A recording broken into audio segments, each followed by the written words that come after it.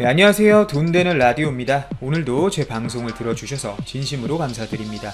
바쁘시겠지만 좋아요, 알람, 구독 한 번씩 꾹꾹 부탁드리고 댓글도 한 번씩 좀 부탁드립니다. 저에게 굉장히 큰 힘이 됩니다. 자, 오늘의 제목, 삼성 잡겠다던 일본이 현재 삼성전자가 너무 부러워서 손가락을 쪽쪽 빠는 이유, 대륙까지 접수한 상황에 아베 자충수로 일본 배아파 뒤집힐 듯이라는 주제로 여러분들과 한번 이야기해 보도록 하겠습니다. 제목처럼 일본이 손가락을 쪽쪽 빠는 상황이 왔습니다. 바로 수출 규제를 당하고 있는 대한민국 그리고 삼성전자가 이 상황에서 아주 좋은 소식이 하나 있기 때문인데요. 바로 삼성 디스플레이 OLED 패널이 일본의 수출 규제에도 불구하고 또 한 건 해냈기 때문입니다. 그리고 삼성이 대륙을 장악하게 되었는데, 중국이죠. 그 물량에 들어갈 소재 시장에서 국산화가 되었기 때문에 일본 업체들이 납품을 할 수 없게 되었습니다. 아주 쌤통이죠. 우선 중국을 대표하는 스마트폰 업체라고 할 수 있는 화웨이의 폰 중에서도 그것도 최고 사양 프리미엄 폰인 화웨이 스마트폰 프로 시리즈에 이제 삼성 디스플레이 OLED 패널이 탑재가 될 예정입니다. 이건 삼성 디스플레이에게 굉장히 좋은 소식이라고 볼 수 있습니다. 그리고 여기서 더 하나 알고 가셔야 하는 것은, 사실 이 중국 화웨이 프리미엄 스마트폰인 프로 시리즈에는 중국 BOE의 OLED 패널이 탑재될 예정이었습니다. 특히 주목해야 할 부분은 여태까지 삼성전자는 화웨이 최고 사양 모델인 프로 시리즈에는 공급을 하지 못했었습니다. 기존에는 P20이나 메이트 시리즈에는 OLED 패널을 공급했었어요.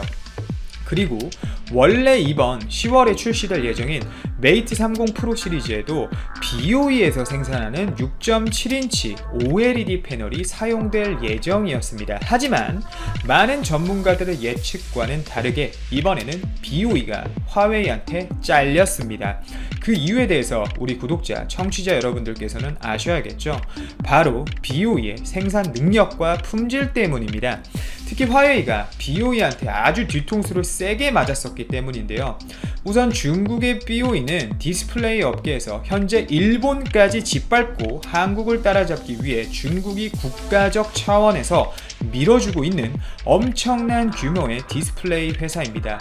이 BOE가 중국을 등에 업고 천문학적인 지원에 빠르게 성장하고 있는 것도 있지만, 이 디스플레이 산업에 종사하셨거나 현재 종사 중인 분이시라면 이 BOE가 우리나라 엔지니어와 우리나라 기술이 많이 흡수된 업체라는 것은 아실 거고, 약간 좀 이 부분에서 씁쓸한 부분이 있는 업체죠. 각설하고, 이 BOE의 OLED 패널은 기술적인 면에서 우리나라를 분명 많이 따라는 왔습니다. 단지 기술적인 면에서 말이죠. 하지만 생산적인 면에서는 아직 우리나라를 많이 따라오지 못하고 있는데요. 특히 수율과 품질적인 면에서 많은 문제를 야기시키고 있습니다. 화웨이가 기존에 출시했던 메이트 20 프로 시리즈에서는 이 BOE의 OLED 패널이 사용됐었어요. 근데 문제가 생겼었습니다. 바로 그린스크린 게이트인데요. 스마트폰 사용하시는 분들이라면 이 사건에 대해서 좀 아실 텐데, 그린스크린 게이트란 블랙 혹은 그레이 상태의 화면에서 초록색 빛이 새어나오는 현상을 말하는데, 패널 테두리와 화면 중심으로 전면에 걸쳐서 이 BOE의 OLED 패널에서 녹색빛이 나왔었습니다. 이 BOE의 OLED 패널에서 스마트폰 사용 중에 계속 그냥 초록색 빛이 새어 나오는 겁니다. 당시에 이 그린스크린 게이트로 인해서 애플과 삼성전자에게 시장 점유율로 어떻게 해서든 비벼야 했던 이 화웨이는 정말 말도 안 되는 정책을 제시하면서 스마트폰을 팔았습니다. 말도 안 되는 정책이 뭐냐? 해당 결함을 찾아서 발견을 해서 가지고 오면 그 스마트폰은 무조건 신제품으로 교환을 해주겠다라는 화웨이의 정책이었는데, 근데 더 나아가서 불량품을 신제품으로 교환을 해주는 것 뿐만 아니라 양품이 나올 때까지 화웨이에서는 횟수의 제한이 없게 교환을 해줬었습니다. 정말 제조업체에게 있어서 말도 안 되는 초강수를 쓴 거죠. 이때 화웨이는 BOE에 대해서 아주 많은 비난을 했습니다. 믿고 썼는데 믿음을 저버렸다, 이런 비난을 많이 했었었죠. 자, 아시다시피 스마트폰을 제조하는 데 있어서 가장 많은 단가를 차지하는 게 OLED 패널입니다. 특히 애플의 스마트폰 단가에서 반을 차지하는 게 삼성의 OLED 패널이에요. 근데 화웨이 프로 시리즈는 대부분의 물량을 중국에서 많이 소화를 하죠. 팔면 팔수록 화웨이 입장에서는 손해였던 겁니다. 그래서 화웨이는 눈을 옮길 수밖에 없었습니다. 바로 삼성 디스플레이에게 눈을 돌린 거죠. 우선 화웨이는 삼성 디스플레이에게 눈을 돌리고 믿을 수밖에 없었습니다. 첫 번째로, 그 이후로 삼성전자만큼 고품질의 중소형 OLED 패널을 생산하는 업체가 전 세계에 아무것도 없었기 때문이죠. 두 번째로, 중소형 OLED 패널 세계 시장에서 점유율이 90% 수준에 육박했기 때문입니다. 중국 BOE는 5%에서 7% 정도로 시장 점유율을 먹고 있는데, 반해서 삼성 디스플레이는 점유율 면에서 충분히 믿을만한 업체라는 거기 때문입니다. 또 마지막이 중요한데, 품질에 대해서 아주 까다롭기로 유명한 애플에게도 삼성 디스플레이가 공급을 하고 있다는 겁니다. 화웨이에서는 BOE 외에는 대체할 수 있는 업체가 삼성 디스플레이밖에 없었다는 거죠. 하지만 화웨이가 BOE를 택한 반면에, 화웨이가 삼성전자를 택한 반면에 애플은 또 잘못된 선택을 하고 있습니다. 바로 애플이 BOE의 OLED 패널을 차기 아이폰 시리즈에 탑재할 가능성이 높아졌다는 이야기가 나오고 있는데요. 앞서 말씀드린 삼성 디스플레이 외에는 현재 스마트폰 OLED 패널 시장에서 대체할 수 있는 업체가 없는 상황이었습니다. 특히 애플은 대량으로 발주해서 단가를 후려치는 것으로 유명한데, 유독 삼성 디스플레이의 이런 독점적인 지위 때문에 다른 업체들과는 다르게 애플이 선택지가 없어 가격 협상 면에서 갑이 아닌 을의 입장이었기 때문인데요. 화웨이가 중국 BOE를 선택했던 것을 보고 몇 년 전부터 애플은 BOE의 OLED 패널을 지속적으로 테스트해 왔던 거죠. 왜냐? 본인들의 선택지를 늘리기 위해서 말이죠. 하지만 이마저도 애플의 자충수가 되고 있다는 분석이 굉장히 다분합니다. 우선 애플의 스마트폰 가격 정책은 상식을 벗어났다 할 정도로 높게 가격이 책정되는 것으로 유명한데요. 하지만 이런 높은 가격 책정 정책에도 불구하고 애플의 스마트폰을 사용하는 매니아층은 아이폰만 계속 사용하려는 그 경향이 강합니다. 그런데 이 상황에서 차세대 아이폰에 중국의 BOE OLED 패널이 사용될 수 있다는 것에 이 매니아층들은 많은 분노를 표출하고 있습니다. 한 댓글을 보면, 이렇게 비싼 스마트폰을 사용하는데 굳이 제대로 검증되지 않은 업체의 OLED 패널을 사서 아이폰 유저들이 불안에 떨어야 하는가, 품질적인 문제가 동반될 것 같다는 생각이 많이 든다 라는 등의 반박적인 댓글이 많이 올라와 있는데요. 이 상황에서 삼성전자는 또 차세대 OLED 세트 M10에 들어가는 주요 소재 6개 중 4개를 국산 재료로 선택을 했습니다. 이 소재는 내년 삼성전자와 애플이 출시하는 갤럭시 시리즈와 아이폰에 들어갈 예정인데요. 특히 M9 세트와는 달리 일본 업체들의 소재가 국산 소재로 바뀌게 되었습니다. 삼성 SDI의 진입도 눈에 띄는 부분인데요. 바로 이 부분에서 일본 기업들이 손가락을 쪽쪽 빨고 있습니다. 삼성전자와 애플의 스마트폰 시장 점유율이 사실상 스마트폰 시장을 대부분 장악하고 있는데, 이런 상황에서 일본의 소재가 빠지게 된다면 그 손실은 엄청나게 크다는 거죠. 또한 이번 M10 세트에서 일본 소재가 배제된 것은 일본의 수출 규제 및 화이트리스트 제외로 인한 일본에 대한 소재 의존성이 강하다는 것을 우리나라 업체들이 충분히 의식하고 일본으로부터 탈피하려고 했다는 점도 분명히 우리가 눈여겨봐야 할 점입니다. 특히 현재 미국과 중국의 무역 전쟁으로 인해 아이폰이 관세 문제로 많은 골머리를 앓고 있어 실제 애플이 BOE의 OLED 패널을 사용하게 된다면 아이폰의 가격이 다시 한 번 더 높아질 수밖에 없는 상황입니다. 이렇게 된다면 품질 문제, 관세 문제 등을 생각해 봤을 때 애플이 삼성 디스플레이를 놓기에는 현재 쉽지 않은 상황입니다.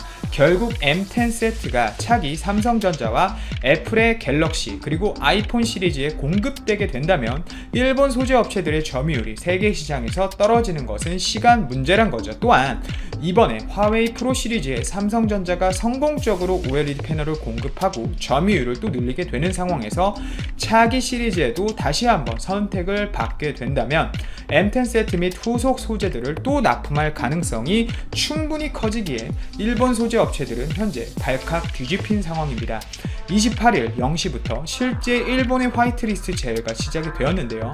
아직 이 화이트리스트 제외로 인한 큰 소식은 없고 일본 정부와 우리나라 정부의 입장 차이만 계속 보도가 되고 있습니다. 또한 미국이 현재 우리나라가 공식적으로 발표한 지소미아를 종료하겠다는 발언에 이젠 우리나라뿐만 아니라 일본에게도 실망감을 표출하고 있는데요. 이 국제적 관계에 대한 소식이 또 전해지면 여러분들께 빠르게 전달을 해드리도록 하겠습니다. 오늘도 제 방송을 들어주셔서 진심으로 감사드리고 이만 방송을 마치도록 하겠습니다. 감사합니다. 방역 실패 숨기려고 또 한국 때리는 아베 신종 코로나 바이러스 감염증에 세계적 확산으로 국가 간 방역 협력 필요성이 높아지는 와중에 한국과 일본이 서로 입국 금지 조치를 주고받으며 충돌했다. 코로나19 대응에서 난맥상을 보인 아베 신조 정권이 한국을 희생양으로 삼은 게 근본 원인이라는 시각이 지배적이다. 일본에서는 이미 코로나19가 지역사회 전파 단계로 접어들었다는 징후가 뚜렷이 나타났다. 하지만 방역 당국의 소극적 대응과 검사 역량 부족, 불투명한 정보 공개 탓에 전모조차 파악이 어렵다. CNN 등 외신은 일본의 실제 감염자 수가 공식 집계보다 10배 많은 1만 명으로 추산한다. 아베 정권은 방역 실패 탓에 역점 사업인 도쿄올림픽까지 취소 가능성이 거론되자 위기감을 느낀 것으로 보인다. 우리 정부는 일본 조치가 방역보다 정치적 의도가 다분하다고 보고 있다. 일본 정부는 지난 5일 밤늦게 한중 양국 입국 규제 강화를 발표하면서 한국 정부의 사전 설명도 하지 않았다. 중국 정부가 6일 일본의 조치에 이해를 표명하는 등 중해역한 사전 교감이 있었음을 암시한 것과 비교하면 온도 차가 있다. 일본이 한일 갈등을 부추기려 의도적으로 한국에 도발했다는 추측까지 나온다. 청와대는 8일 정부가 중국은 놔두고 일본에만 과잉 대응한다는 지적에 대해 정부는 일본의 과도하고 불합리한 조치에 절제된 방식으로 상응 조치를 한 것이라고 반박했다. 강민석 청와대 대변인은 서면 브리핑에서 감염병 유입에 대한 철저한 통제에 주안점을 두고 내린 결정이라며 한국이 강경한 게 아니라 일본의 5대 조치가 과잉이라고 강조했다. 전문가들도 정부의 눈에는 눈, 이에는 이 방식의 대응이 불가피하다고 보고 있다. 한일 관계는 최근 강제징용과 수출 규제를 둘러싼 갈등 때문에 이미 최악으로 치달은 상황이다. 국민 감정을 고려해서라도 정부가 맞대응 조치를 취할 수밖에 없었다는 것이다. 특히 비자 면제는 일반적으로 상호주의 원칙이 적용되는 영역이다. 이언덕 국민대 일본학과 교수는 대일 입국 규제를 강화했다고 한국의 방역이 좋아지는 것은 아니기 때문에 우리 정부의 조치는 외교적 대응이라고 볼 수 있다며 국민 정서를 고려하면 일정 부분 불가피했다. 한일 관계는 다른 국가와의 관계와는 다르다고 말했다. 양기호 성공회대 일본학과 교수는 비자는 상호 조치이기 때문에 우리가 대응하는 것은 주권 국가로서 당연하다고 말했다. 그럼에도 정부가 그동안 대원칙으로 삼아왔던 명분이 일본 문제를 통해 허물어졌다는 지적도 나온다. 정부는 코로나19 사태 초기부터 중국인 입국 금지 요구 등 비판론에 맞서 국경 개방 방역의 대원칙을 준수해왔다. 큰 틀에서 국경을 개방하되 감염자가 많은 지역의 입국자만 제한적으로 차단하는 식이다. 결국 불가피한 측면이 있지만 일본의 일방적 조치에 정부가 맞서면서 국경 개방 방역의 명분도 함께 퇴색한 측면이 있다는 의미다. 일본에서는 이미 코로나19가 지역사회 전파 단계로 접어들었다는 징후가 뚜렷이 나타났다. 하지만 방역 당국의 소극적 대응과 검사 역량 부족, 불투명한 정보 공개 탓에 전모조차 파악이 어렵다. CNN 등 외신은 일본의 실제 감염자 수가 공식 집계보다 10배 많은 1만 명으로 추산한다. 아베 정권은 방역 실패 탓에 역점 사업인 도쿄올림픽까지 취소 가능성이 거론되자 위기감을 느낀 것으로 보인다. 우리 정부는 일본 조치가 방역보다 정치적 의도가 다분하다고 보고 있다. 일본 정부는 지난 5일 밤늦게 한중 양국 입국 규제 강화를 발표하면서 한국 정부에 사전 설명도 하지 않았다. 중국 정부가 6일 일본의 조치에 이해를 표명하는 등 중일간 사전 교감이 있었음을 암시한 것과 비교하면 온도차가 있다. 일본이 한일 갈등을 부추기려 의도적으로 한국에 도발했다는 추측까지 나온다. 청와대는 8일 정부가 중국은 놔두고 일본에만 과잉 대응한다는 지적에 대해 정부는 일본의 과도하고 불합리한 조치에 절제된 방식으로 상응 조치를 한 것이라고 반박했다. 강민석 청와대 대변인은 서면 브리핑에서 감염병 유입에 대한 철저한 통제에 주안점을 두고 내린 결정이라며 한국이 강경한 게 아니라 일본의 5대 조치가 과잉이라고 강조했다. 전문가들도 정부의 눈에는 눈, 이에는 이 방식의 대응이 불가피하다고 보고 있다.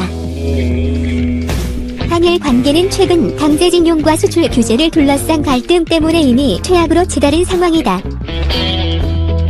국민 감정을 고려해서라도 정부가 맞대응 조치를 취할 수밖에 없었다는 것이다. 특히 비자 면제는 일반적으로 상호주의 원칙이 적용되는 영역이다. 이원덕 국민대 일본학과 교수는 대일 입국 규제를 강화했다고 한국의 방역이 좋아지는 것은 아니기 때문에 우리 정부의 조치는 외교적 대응이라고 볼 수 있다며 국민 정서를 고려하면 일정 부분 불가피했다. 한일 관계는 다른 국가와의 관계와는 다르다고 말했다. 양기노 성공회대 일본학과 교수는 비자는 상호 조치이기 때문에 우리가 대응하는 것은 주권 국가로서 당연하다고 말했다. 그럼에도 정부가 그동안 대원칙으로 삼아왔던 명분이 일본 문제를 통해 허물어졌다는 지적도 나온다. 정부는 코로나19 사태 초기부터 중국인 입국 금지 요구 등 비판론에 맞서 국경 개방 방역의 대원칙을 준수해왔다. 큰 틀에서 국경을 개방하되 감염자가 많은 지역의 입국자만 제한적으로 차단하는 식이다. 결국 불가피한 측면이 있지만 일본의 일방적 조치에 정부가 맞서면서 국경 개방 방역의 명분도 함께 퇴색한 측면이 있다는 의미다.